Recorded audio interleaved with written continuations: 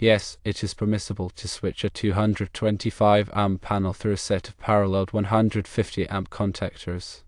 Paralleling contactors increases their current carrying capacity while maintaining the specified low noise level. The parallel contactors effectively act as a single, larger contactor with a higher current rating. The individual contactors are rated for 150 amps each, so two contactors in parallel can handle 150 plus 150 equaling 300 amps, which is more than the 225 amp requirement. To ensure proper operation, the following conditions must be met. Firstly, correct sizing. The contactors must be correctly sized for the load and have sufficient interrupting capacity. Secondly, proper paralleling. The contactors must be paralleled correctly using appropriate paralleling kits and cabling. Thirdly, equal sharing. The load should be evenly distributed across the paralleled contactors to prevent overloading of any one contactor. Fourthly, appropriate enclosure. The contactors and paralleling components must be enclosed in a suitable enclosure to protect them from the environment and prevent accidental contact. It is essential to consult with a qualified electrician or electrical engineer to ensure the correct design and installation of the paralleled contactor system. The paralleled contactor should be tested and verified to ensure proper operation and load distribution. When considering paralleling contactors, it's crucial to understand several key technical aspects to ensure a safe, reliable, and code-compliant installation. Firstly, let's delve into the sizing considerations. The contactors must be appropriately sized not just for the normal continuous load, but also for potential overload conditions and fault currents. Consult the National Electrical Code, specifically Article 430 concerning motor circuits and Article 440 for air conditioning and refrigeration equipment, as these provide guidelines for selecting appropriately sized overcurrent protection and conductor ampacity. Remember that the ampacity of the conductors feeding the contactors must be sufficient to carry the load, and the contactors themselves must have a continuous current rating that meets or exceeds 125% of the full load current if the load is continuous, as per NEC section 210.19. Interrupting capacity is another critical factor. The contactors must be able to safely interrupt the maximum available fault current at their installed location. This requires a short-circuit current study to determine the available fault current. Contactors should have a short-circuit current rating, SCCR, that is equal to or greater than the available fault current. Failure to do so could result in catastrophic failure of the contactors during a fault condition, posing significant safety hazards. Proper paralleling techniques are essential for ensuring equal current sharing among the paralleled contactors. Without proper paralleling, one contactor may carry a disproportionate share of the load, leading to overheating and premature failure. The NEC provides guidelines for paralleling conductors in section 310.10, which, although specifically addressing conductors, the underlying principles apply to paralleled contactors. These principles include ensuring that the paralleled conductors, or in this case contactors, are the same length, of the same material, same circular mill area, and have the same insulation type. In practice, this means using manufacturer-approved paralleling kits that include properly sized and matched conductors to connect the contactors. These kits are designed to minimize impedance differences between the parallel paths, thus promoting equal current sharing. The physical layout of the paralleled contactors also plays a role in current sharing. Symmetry in the arrangement of the contactors and their connecting conductors helps to minimize inductive reactance differences that can lead to unequal current distribution. Consider using a star configuration for the conductors connecting the contactors to the load, with the load connection point equidistant from each contactor. Equal load sharing is paramount for the long-term reliability of the paralleled contactor system. Monitoring the current in each paralleled contactor can help to identify imbalances and potential problems. This can be accomplished using clamp-on ammeters or permanently installed current transformers, CTs, connected to a monitoring system. If significant current imbalances are detected, investigate the cause and take corrective action, such as tightening connections, replacing damaged conductors, or reconfiguring the paralleling arrangement. Over time, connections can loosen due to thermal cycling and vibration, leading to increased resistance and current imbalances. Regular inspection and maintenance are therefore essential. The enclosure housing the parallel contactors and associated components must be suitable for the environment in which it is installed. Consider factors such as temperature, humidity, dust, and corrosive atmospheres. NEMA ratings specify the types of environments for which enclosures are designed. For example, a NEMA 4 enclosure is designed to be watertight and dust-tight, suitable for outdoor use or in damp environments, while a NEMA 12 enclosure is designed to provide protection against dust, falling dirt, and dripping non-corrosive liquids. Ensure that the enclosure has adequate ventilation to dissipate heat generated by the contactors. Overheating can reduce the lifespan of the contactors and other components. Consider using forced air cooling or increasing the size of the enclosure to improve ventilation. The installation must comply with all applicable electrical codes and standards, including the NEC and local amendments. Obtain the necessary permits and inspections to ensure that the installation is safe and code compliant. Document the installation thoroughly, including wiring diagrams, component specifications, and test results. This documentation will be invaluable for future maintenance and troubleshooting. Consider using arc-resistant contactors or incorporating arc flash mitigation techniques in the design to reduce the risk of arc flash events. Arc flash is a dangerous phenomenon that can occur during short-circuit conditions, releasing tremendous amounts of energy and posing a serious threat to personnel. Arc-resistant contactors are designed to contain and extinguish the arc more quickly, reducing the severity of an arc flash event. Arc flash mitigation techniques include using current-limiting fuses or circuit breakers, implementing zone-selective interlocking, and providing remote racking capabilities for circuit breakers. Before commissioning the parallel contactor system, perform thorough testing to verify proper operation and load distribution. This should include installation resistance testing, contact resistance testing, and load testing. Installation resistance testing, also known as mega testing, measures the resistance between conductors and ground, identifying potential insulation breakdown. Contact resistance testing measures the resistance across the contactor contacts, ensuring that they are making good electrical contact.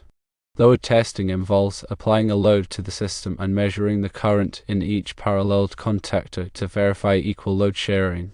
Consult with a qualified electrical engineer to design and oversee the installation of the parallel contactor system. An electrical engineer can perform the necessary calculations, select appropriately sized components, and ensure that the installation complies with all applicable codes and standards. Furthermore, they can conduct a power quality analysis to assess the impact of the parallel contactor system on the overall electrical system. Power quality issues, such as voltage sags and harmonics, can arise from switching inductive loads, and an electrical engineer can recommend mitigation techniques to address these issues. Finally, after the installation and commissioning of the parallel contactor system, it is crucial to implement a regular maintenance program to ensure its continued reliable operation. This program should include periodic inspections, testing, and cleaning of the contactors and associated components. Inspect the contactors for signs of wear or damage, such as pitted or burned contacts. Test the contactors for proper operation, including timing tests to verify that they are closing and opening within the specified time limits. Clean the contactors and associated components to remove dust and debris that can interfere with their operation. Also, ensure that all connections are tight and free of corrosion. Thermal imaging can be a valuable tool for identifying hot spots in the parallel contactor system. Hot spots indicate areas of high resistance, which can lead to overheating and premature failure. Periodically scan the contactors, connections, and conductors with a thermal imaging camera to identify any hot spots and take corrective action. Keep detailed records of all maintenance activities, including dates, findings, and corrective actions taken. This documentation will be invaluable for tracking the performance of the parallel contactor system and identifying potential problems early on. By following these guidelines, it is possible to safely and reliably switch a 225 amp panel using parallel 150 amp contactors while maintaining the specified low noise level. Remember to prioritize safety, consult with qualified professionals, and adhere to all applicable codes and standards. This will help to ensure a long and trouble-free service life for the parallel contactor system. The importance of proper conductor sizing in parallel systems cannot be overstated.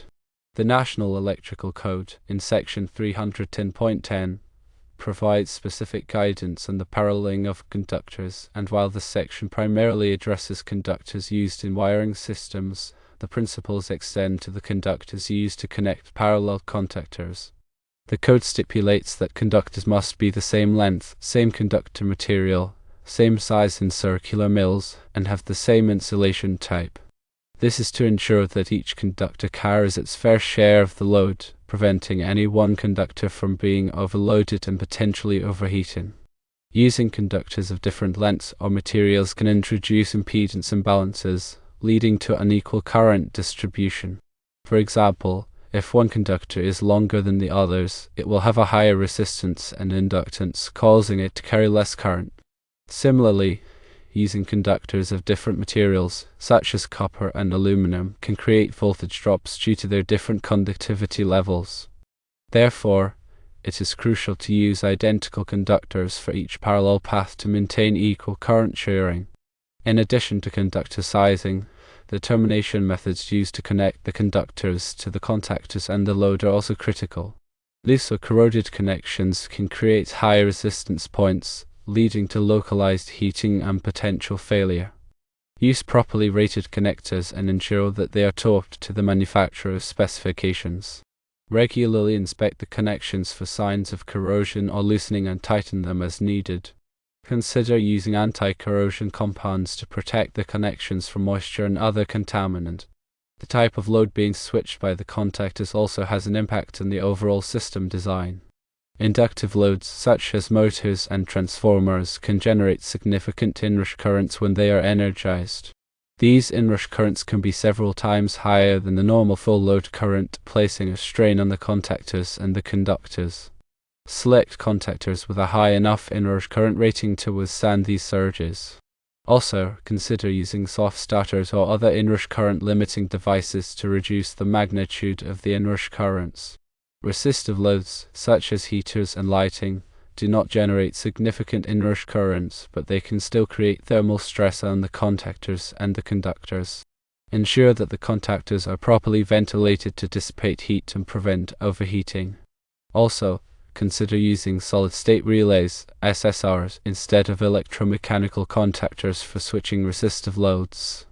SSR have no moving parts, resulting in a longer lifespan and reduced maintenance requirements. Harmonic distortion is another factor to consider, especially in systems with nonlinear loads such as electronic ballasts and variable frequency drives, VFDs.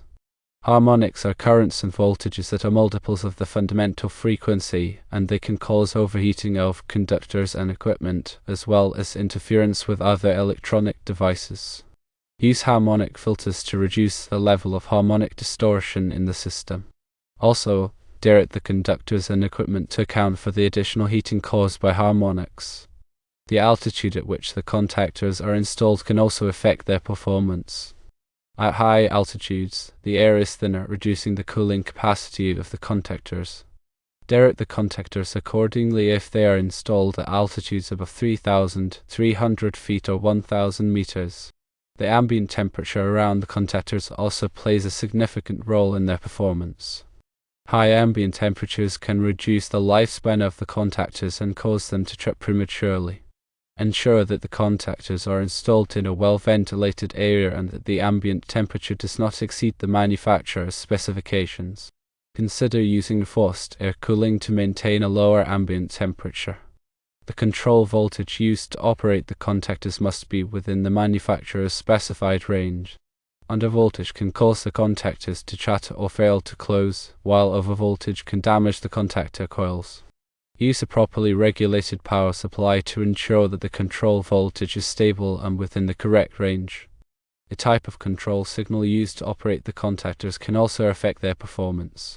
AC control signals can cause humming or buzzing, while DC control signals are quieter. Consider using DC control signals for applications where low noise is critical. The wiring method used to connect the contactors to the control circuit must comply with all applicable electrical codes. Use properly sized conductors and ensure that they are protected from physical damage. Also, use shielded cables to minimize electromagnetic interference (EMI). The location of the contactors within the electrical system can also affect their performance. Install the contactors as close as possible to the load to minimize voltage drop. Also, avoid installing the contactors near sources of heat or vibration. The maintenance schedule for the contactors should be based on the manufacturer's recommendations and the operating conditions. Inspect the contactors regularly for signs of wear or damage and replace them as needed. Also, clean the contacts and tighten the connections to ensure proper operation. The documentation for the contactors should be kept up to date and readily available. This documentation should include wiring diagrams, component specifications, and maintenance records. Also, provide training to personnel on the proper operation and maintenance of the contactors. By following these guidelines, it is possible to design, install, and maintain a safe and reliable parallel contactor system. Remember to consult with qualified professionals and adhere to all applicable codes and standards.